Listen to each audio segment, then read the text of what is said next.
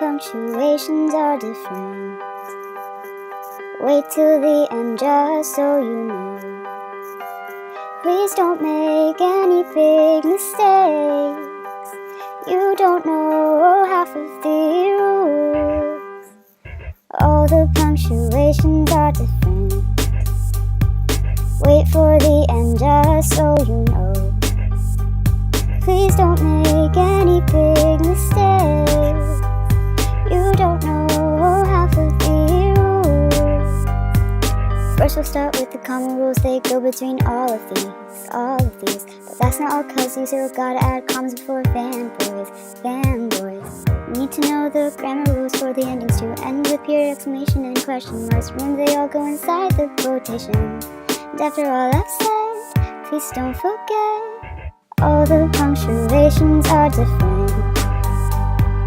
Wait till the end just so you know. Please don't make any big mistakes. You don't know half of the rules. First, let's talk about the colon.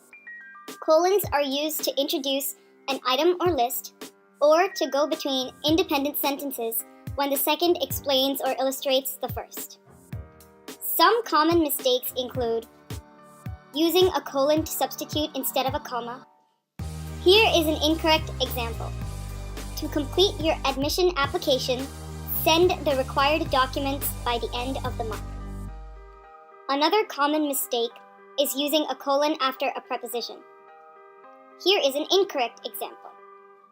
The council announced cutbacks in research funding, international cooperation, and staff development. A third common mistake includes using a colon after the phrases such as, for example, and including. Although all of these examples introduce a list, colons should only be used between independent sentences when the second explains or illustrates the first. Another common mistake is using more than one colon in a sentence. But you can use a semicolon and a colon in the same sentence. In this, both are independent sentences, and the second sentence illustrates the first part. It also tells us that colons precede lists. The only error here is that the colon was used twice in the sentence. However, it is used correctly in introducing the list. Next comes the semicolon. Still don't know how to use a semicolon? That's okay. We'll tell you right now. Yes, it's true that semicolons can be confusing, but that's what we're here for. Semicolons are used to link two sentences that are similar to each other and are used when two sentences are connected by conjunctive adverbs or transitional words. For example, some people write with a word processor. Others write with a pen or pencil. Semicolons are also known as supercommas because they are used in place of a comma to separate items on a list when the items that are separated also include commas themselves. For example, Johnny has been to many big cities: Las Vegas, Nevada; Atlanta, Georgia; Los Angeles, California; Miami, Florida. Sure, you can use semicolons for winky faces, but it's important to remember that they connect two independent clauses. Quotation marks are relatively easy to understand, and the main difficulty with quotation marks is assessing where it is appropriate to use them. Many people tend to use them when they are not necessary. Look at these suspicious quotation marks. Employees must wash hands. What does that mean? These suspicious quotation marks confuse the reader, which is why it is important to learn correct usage. Here are some rules about quotation marks that will be helpful. They are used to set off a direct word-for-word quotation like, "He said, I am very tired." You should capitalize the first word in a complete quotation, but not parts of quotations that you use to continue a sentence. Take these following two sentences as examples. He told us that only if we work hard, we are going to win. He said, we are going to win only if we work hard. When there's a quotation within a quotation, use single quotation marks. Dan said, in a town outside Boston, I saw tourists go home written on a wall, but then someone told me, pay it no mind. Quotation marks are also often used with technical terms used in an unusual way, or other expressions that vary from standard usage.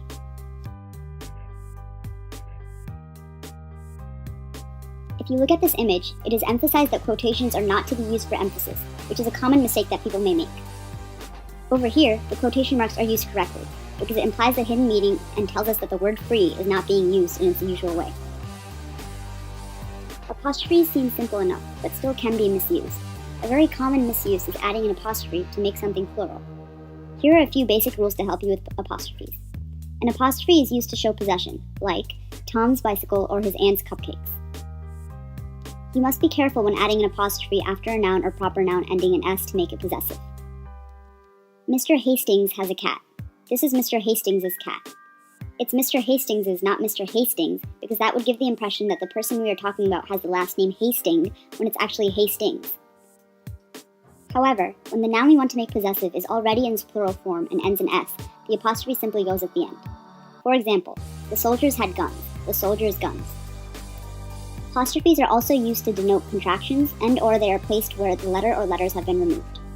Do not changes to don't, will not changes to won't, could not changes to couldn't, and so on. In this example, the letter G is being replaced with an apostrophe. Apostrophes are not used to make nouns plural, except in cases when the words are not nouns and need to be written in plural form. Lastly, be careful not to confuse the apostrophe with a single quotation mark.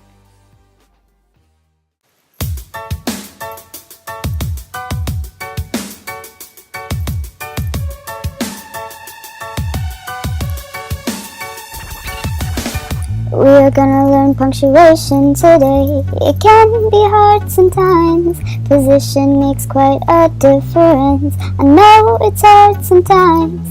Period, comma, semicolon, and colon. These can be hard sometimes.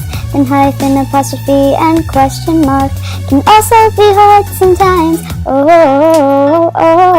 We don't know it, so we're taking the time to learn. We don't know it, so we're taking the time to learn. Taking our time to learn. Let's talk about the period at first. It comes at the end, so it can't be the worst. How the colon is used, we can cause it's fused. Semicolons too, and they're hard to do, but the comma can be a bit tiresome. Can be used after many things. Phrases, clauses, and word pursuit are similar true, and it's hard to do. Even hard as the hyphen, because dazzlers won't do it. Apostrophe shows their possession too. Quotation marks can be added in too, but the question marks still, after all, they come. Like, what is it used for? What does it come before? And do you understand? We didn't know this, so we're taking the time to learn. We didn't know it, so we're taking the time to learn. Taking the time to learn.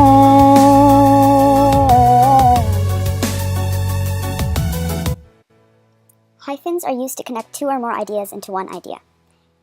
They join two or more words acting as adjectives to the preceding noun, but if the adjective comes after the noun, the words are not hyphenated. Note that very and words ending in ly are not hyphenated. Adverbs with ly are exceptions. Compound numbers and ages also use hyphens. Use hyphens when trying to repeat, avoid doubling of letters next to each other, avoid confusion with meaning, and to join ethnicities or names. These are some examples: semi-important, African Americans, Juan Martinez, or Elizabeth Marie. Hyphens are not used for all words with re as the first letters. Doing this can give the word an entirely different meaning. For example, recreation is different than recreation. You did not play recreation soccer as a kid, you played recreation. You did not recover from an injury, you recovered. It's not a chicken co-op, it's a chicken coop. Another common mistake is using something other than a dash to end a clause that starts one. The largest dog in the park, Truffles, is very kind. The largest dog in the park, Truffles, is very kind. Hyphens are also used for passages of time or referring to or through, such as through pages 55 to 253, numbers 2 through 25, 12 p.m. to 4:12 p.m. Hyphens are used for prefixes and when the noun after is capitalized. Prefixes are not used for titles. Correct examples would be ex-husband, anti-American, mid-1700s, pre-World War II. Incorrect examples would be Mr. Monopoly or Dr. Strange. Use hyphens when trying to break apart syllables and words at the end of the sentence. Yes, they are different. Dashes are used to interrupt. They can replace is or are sometimes. They can be used in place of parentheses and colons. They can be used to define a noun. Do not use dashes as commas for subordinated clauses. The period is the easiest punctuation to use. Here are the rules that one has to follow for the usage of the period. It comes at the end of a sentence. If the last word of a sentence ends with an abbreviation that needs a period, you do not need to include another period. Do you have questions about question marks? Don't worry, we'll answer them. They come after a direct question and replaces a period. The word that follows the question mark should be capitalized. Don't use question marks with indirect questions. Some common problems include the position of a question mark in a sentence with quotation marks can be tricky.